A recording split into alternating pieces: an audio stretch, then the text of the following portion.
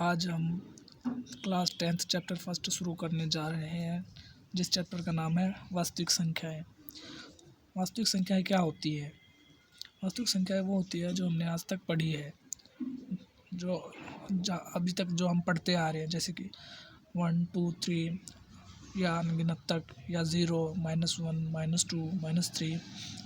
ये सभी वास्तविक संख्याओं के अंदर आती है, चाहे वे बेशक पूर्ण संख्याएं हैं, प्राकृत संख्याएं हैं, कोई सी भी है। जैसे ये 2/9, 4/5, ये 0.2, 0.5, 3.4, या ये बार वाली, या जो अनसानी आवृत्ति होती है, जो मतलब चलती रहती है, जिनके ऊपर मतलब वार भी नहीं लगता, जैसे 6 7 8 3 2, ये कुछ भी ऐसे जो रिपीटेड नहीं होती है, वो भी वास्तविक संख्याओं में आती है। जैसे हमने कई रूट वाली भी पढ़ी है, √2, √5 या √10, ये जो भी होती है, ये सभी वास्तविक संख्याओं में ही आती है। तो हमने जाना कि वास्तविक संख्याएं क्या होती है। अब हम चैप्टर में थोड़ा आगे बढ़ते हैं। हम देखेंगे कि ये जो यूक्लिड विभाजन प्रमेय का, हम इसके बारे में अब जानेंगे कि यूक्लिड विभाजन प्रमेय का आखिरकार है क्या। तो यूक्लिड विभाजन प्रमेय का, यूक्लिड जो थे वो एक गणितज्ञ थे, जिन्होंने विभाजन से संबंधित प्रमेयिका बताई या प्रमेय। लेकिन हमने देखा है कि प्रमेय अलग होती है और प्रमेयिका अलग होती है। हम पहले इसी को जानते हैं कि प्रमेय और प्रमेयिका क्या होती है। मान लिया प्रमेय वो होती है जो हम मतलब खुद की खोज की होती है। हमने पहली बार जिस चीज़ की भी खोज की उसे प्रमेय कहते हैं। जैसे पाइथागोरस प्रमेय हमने पढ़ा था 8th में पढ़ा था कि वो प्रमेय होती है। लेकिन प्रमेयिका क्या होती है? प्रमेयिका वो होती है जो पहले से ही होती है, लेकिन हम उस पर थोड़ा चेंजमेंट लाते हैं। जैसे ये यूक्लिड ने इसको थोड़ा सा चेंज किया था। किसी भी मतलब जो होता है, जो हमने किसी की खोज की होती है, वो खोज खुद की होती है, मतलब उसमें थोड़ा हम चेंजमेंट लाते हैं, उसमें बदलाव लाते हैं। अब जैसे हम दो संख्याएं हैं, मान लिया एक संख्या 5 है, एक 7 है। बड़ी संख्या ये है तो इसको हम भाग करेंगे ऐसे, 5 एकम 5 या 2 बच गया, ठीक है। ये मतलब ये हम इसके द्वारा ही निकालते हैं, यूक्लिड विभाजन की प्रमेयिका की तरफ से ही निकालते हैं। मतलब ये HCF निकालने, जैसे ये भाग करने की विधि होती है कि भाग देने की, भाग तो हम पहले भी देते थे। जैसे 5/2 है, इसको हम क्या लिखते थे 2.5, लेकिन ये भाग करने की एक नई विधि है जो यूक्लिड ने हमें बताई थी। और इस प्रमेयिका के बारे में हम जानेंगे। जैसे ये मतलब HCF निकालने के लिए यूज़ किया जाता है। खासकर इसने ऐसे बताया, जैसे ये क्या है, ये भाज्य है, ये भाजक हो गया, ये भागफल और ये शेषफल। तो यूक्लिड ने इसमें क्या बताया कि जैसे भाज्य बराबर होता है भाजक गुणा भागफल जमा शेषफल। तो इसमें यूक्लिड ने क्या बताया कि यूक्लिड ने बताया कि मान लिया कोई संख्या a है जिसको हमने भाग दिया है, और किससे भाग दिया है, b से भाग दिया है, और इसका भागफल क्यों आया है और शेषफल r आया है, रिमाइंडर r आया है। तो हमने ये देखा कि इसमें यूक्लिड ने हमें ये बात बताई। हालांकि यूक्लिड ने इसमें चेंज क्या वो हम आगे जानेंगे। उसने हमें इस विधि से HCF निकालना सिखाया कि HCF हम कैसे निकाल सकते हैं।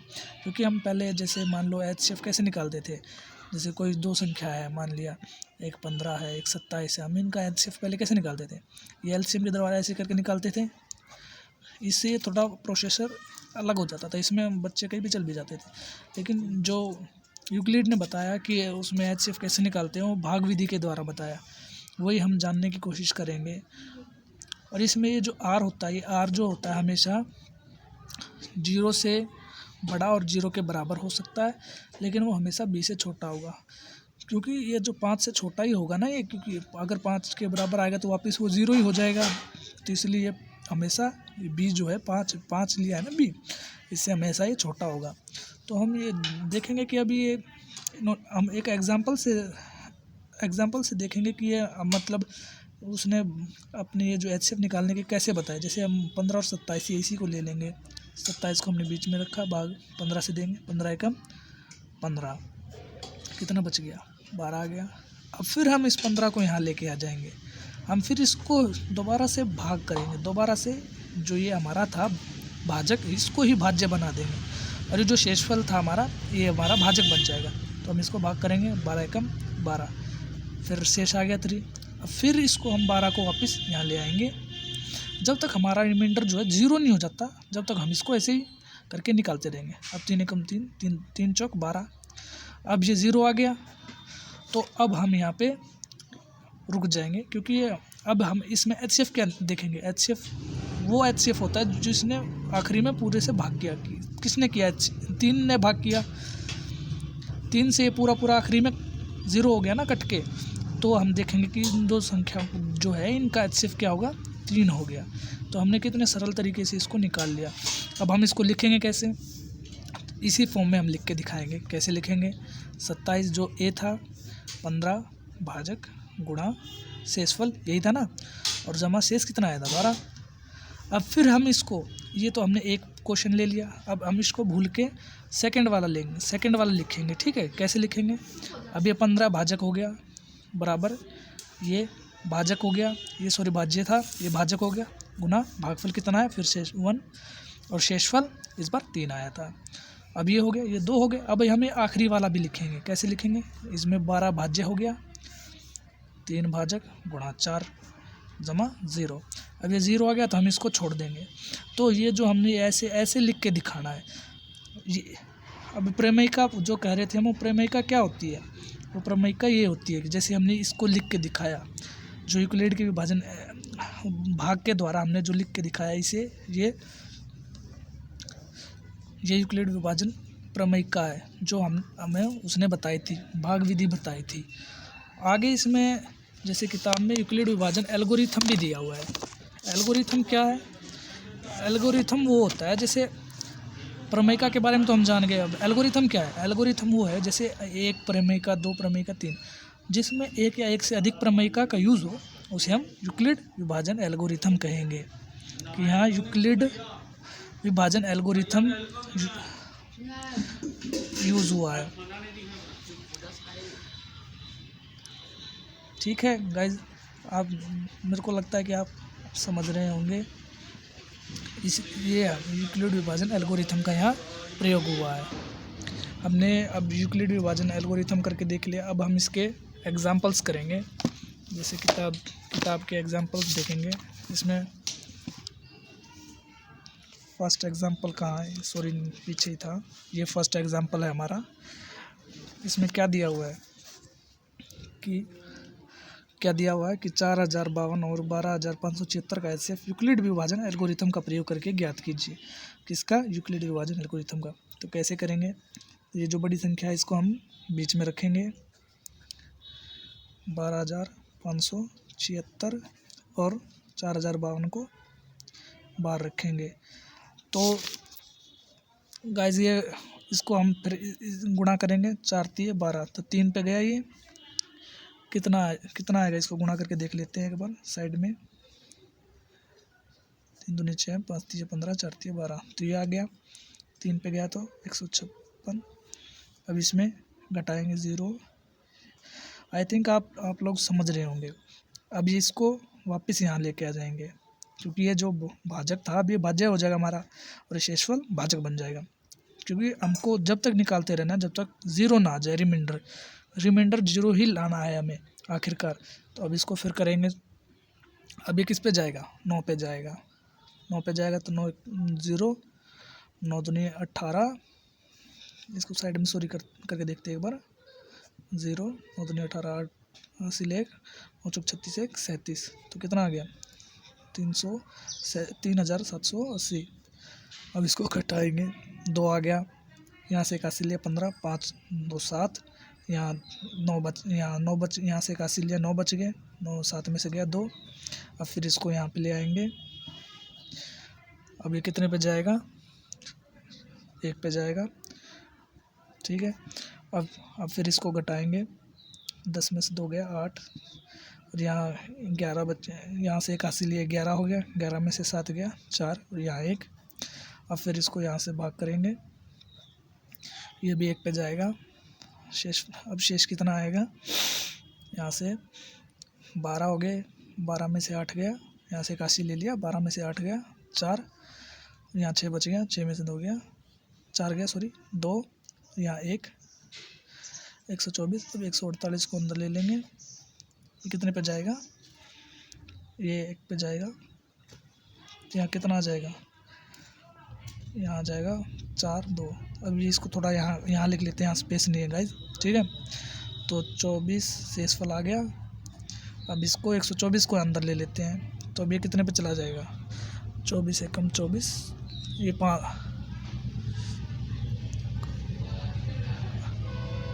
गाइज, ये 5 पे जाएगा, कितना आएगा, 5 चौक 20, 0 हासिल, 2 5 दूनी 10, 2 12 120, तो यहाँ 4 आ गया। अब 24 को अंदर ले लेंगे, तो 4 6 24, तो ये भी पूरा कट गया गाइज, सॉरी यहाँ 0 लिखेंगे 0, तो अब ये 0 आ गया। तो इसका HCF हम क्या मानेंगे कि इन दोनों जो संख्याएं जो हमने ये और ये ली थी, इनका HCF क्या हो जाएगा, वो भी विभाजन, यूक्लिड विभाजन एल्गोरिथम के तहत इसका HCF हो जाएगा 4। क्या हो जाएगा गाइज, इसका HCF हो जाएगा 4 HCF हो जाएगा इसका। अब इसको हम उस फॉर्म में कैसे लिखेंगे, जैसे आपने देखा था कि मैंने यहाँ लिख के दिखाया था। अब हम इसको कैसे लिखेंगे, तो इसको हम ऐसे लिखेंगे गाइज, जैसे मैंने ये सेम सवाल यहाँ कर रखा है, आप देख सकते हो। तो कैसे लिखेंगे, ये जो है 12,576, इसको यहाँ लिखा, ये भाज्य था, ये भाजक को यहाँ, उसको आप देखोगे कि हमने इस फॉर्म में ही लिखा है इसको, B Q plus R is equal to, A है हमारा, बी ये है, क्यों ये है, और आर ये। वैसे फिर अगली जैसे ये था, ये यहाँ आ गया, ये यहाँ आ गया, ये यहाँ आ गया, और शेषफल इसका यहाँ आ गया। ऐसे करते करते फिर ये 420 यहाँ आ गया, 272 को गुणा 1 और जमा 148 शेषफल, फिर 272 यहाँ, फिर 148, फिर 1 से मल्टीप्लाई और शेषफल 124, फिर 124 यहाँ। तो ठीक है गाइज, आप यहाँ सॉरी यहाँ थोड़ी सी गलती हो रखी है, 124 पे 5, फिर 24, यहाँ 4 आएगा, सॉरी गाइज इसमें थोड़ा सा गलती हो गया था मेरा, तो 4 6 24 प्लस 0। तो आखिरी में हमने देखा कि इसका HCF 4 आया है। और ये आप समझ रहे होंगे कि अब सवाल ये समझ रहे होंगे कि कैसे करना है, हमें ये ऐसे निकाल के और ऐसे करके दिखाना है, इस फॉर्म में लिख के दिखाना है, जहाँ पे R क्या है, 0 से 0 या 0 से तो बड़ा और उसके बराबर है, और B से छोटा है। अब हम अगले एग्जाम्पल पे चलेंगे, अगले एग्जाम्पल को देखेंगे कि उसको कैसे सॉल्व करना है। अगला एग्जाम्पल क्या है, ये गाइस थोड़ा सा वेट करिए। अगला एग्जाम्पल इसमें दिया हुआ है कि दर्शाए कि प्रत्येक धनात्मक सम पूर्णांक 2 क्यों के रूप का होता है तथा प्रत्येक धनात्मक विषम पूर्णांक 2 क्यों प्लस 1 का होता है, जहाँ क्यों कोई भी पूर्णांक हो सकता है। ठीक है, इसने कह दिया। अब हम इसको कैसे करेंगे, देख हम इसको यूक्लिड विभाजन एल्गोरिथम के तहत करेंगे। एग्जाम्पल सेकेंड, वो एग्जाम्पल फर्स्ट था ना, ये एग्जाम्पल सेकेंड है। ठीक है, तो इसको हम यूक्लिड विभाजन एल्गोरिथम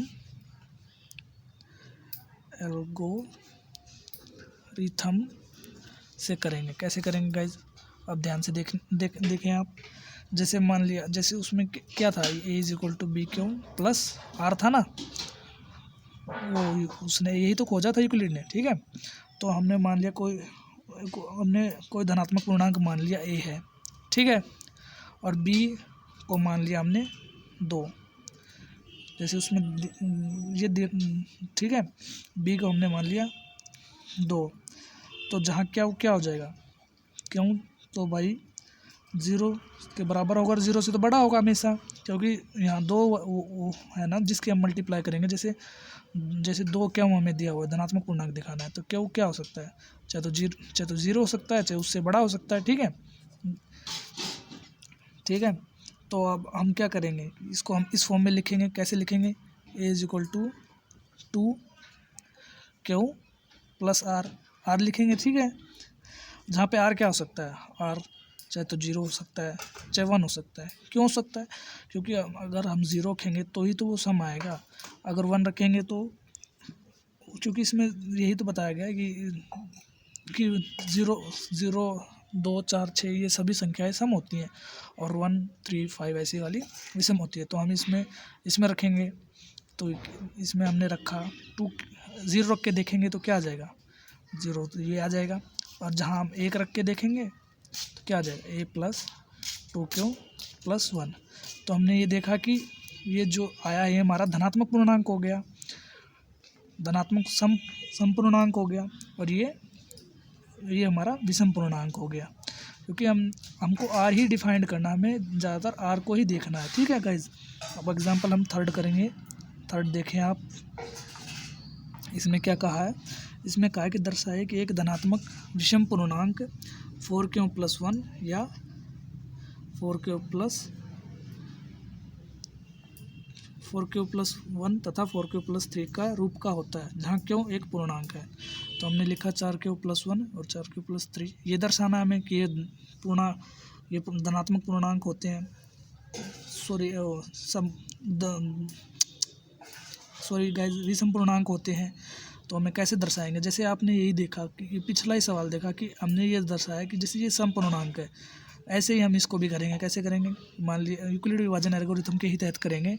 हम मान लेंगे कि जैसे ये है, ये इसका यूक्लिड का बताया हुआ फॉर्मूला है। एक तरह से हमने कोई भी संख्या मान ली a, और b हम क्या मानेंगे, b हमें 4 मानेंगे। 4 क्यों मानेंगे, क्योंकि ये आप देख सकते हैं यहाँ पे 4 ही दिया हुआ है हमें, इस पिछले में भी हमें 2 दिया हुआ था, तो उसके अकॉर्डिंग ही हम चलेंगे। ठीक है गाइज, तो इस बार क्यों क्या होगा, क्यों वही होगा सेम, 0 से बड़ा होगा और 0 के बराबर होगा। तो अब हम इसको इस फॉर्म में लिख के देखेंगे। कैसे लिखेंगे, तो हम लिखेंगे तो क्या आ जाएगा, a is equal to b कितना है 4q। ठीक है गाइज, 4q, और क्या लिख सकते हैं, सॉरी इसमें रिमाइंडर भी देखेंगे गाइज, सॉरी। तो r यहाँ क्या हो सकते हैं, r यहाँ 0 हो सकता है, 1 हो सकता है, 2 हो सकता है, 3 हो सकता है, बस यहीं तक होगा। ये आगे इससे क्यों नहीं होगा, क्योंकि हमारा ये जो b है ये 4 है, और हमने क्या देखा था गाइज कि जो r होता है वो 0 से तो बड़ा या उसके बराबर होता है, लेकिन b से वो हमेशा छोटा होगा, तो इसलिए हमने आखिरी अक्षर 3 लिया। तो हम इसमें जैसे इसका फार्मूला था a is equal to b³ plus 4, तो हमने यहाँ 4q पुट किया और प्लस r फर्स्ट वाला हमने 0 पुट किया, तो ये 0 हो गया। तो अगले में हम पुट करेंगे तो 4q प्लस 1 हो जाएगा, अगले में हम पुट करेंगे फिर 4q प्लस 2 और फिर 4q प्लस 3 हो जाएगा। लेकिन इसमें से विषम पूर्णांक कौन से हैं, हमने देखा कि विषम पूर्णांक चाहे तो एक ये हो सकता है, चाहे ये हो सकता है, ये और ये तो नहीं हो सकते ना, ये तो बिल्कुल ही नहीं हो सकते, क्योंकि ये सम पूर्णांक है, हमने पिछले में भी जाना था। तो इसलिए इससे प्रूव होता है कि यूक्लिड विभाजन एल्गोरिथम से प्रूव होता है कि ये जो हमने 4q प्लस 1 और 4q प्लस 3 था, ये विषम पूर्णांक है। ठीक है गाइज, अब हम इसका फोर्थ सवाल देखेंगे। फोर्थ सवाल क्या है कि एक मिठाई विक्रेता के पास 420 काजू की बर्फियाँ हैं, 130 बादाम की बर्फियाँ हैं। वह इनकी ऐसी ढेरियाँ बनाता है कि प्रत्येक ढेरी में बर्फियों की संख्या समान रहे तथा ये ढेरियाँ बर्फ़ी की परात में न्यूनतम स्थान घेरे। इसके लिए प्रत्येक ढेरी में कितनी बर्फियाँ रखी जाएंगी। आपने देखा गाइज कि इसमें 420 काजू की बर्फियाँ, 130 बादाम की बर्फियाँ, और इसको ऐसे सीक्वेंस में जमाना है कि मतलब नीचे से ऊपर एक समान में ढेरियाँ बनती चली जाए।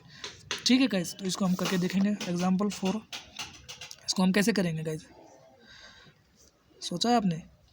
चलो ठीक है, मैं बताता हूँ कैसे करेंगे। जैसे 420 है और दूसरी क्या थी 130, तो इसको हम HCF से करेंगे, क्योंकि HCF से ही तो हमें पता चलेगा कितनी की नीचे कितने की ढेरी आएंगे। ठीक है गाइज, तो इसमें बड़ी संख्या क्या है 420, तो हम 420 को किससे भाग देंगे, 130 से भाग देंगे। तो भाग करके देखो ये कितने पे जाएगा, 13 दूनी 26, 13 3 39, 3 पे जाएगा गाइज। तो यहाँ क्या है 0, यहाँ से 81 लिया, 12 में से 9 गए, 3 आ गया।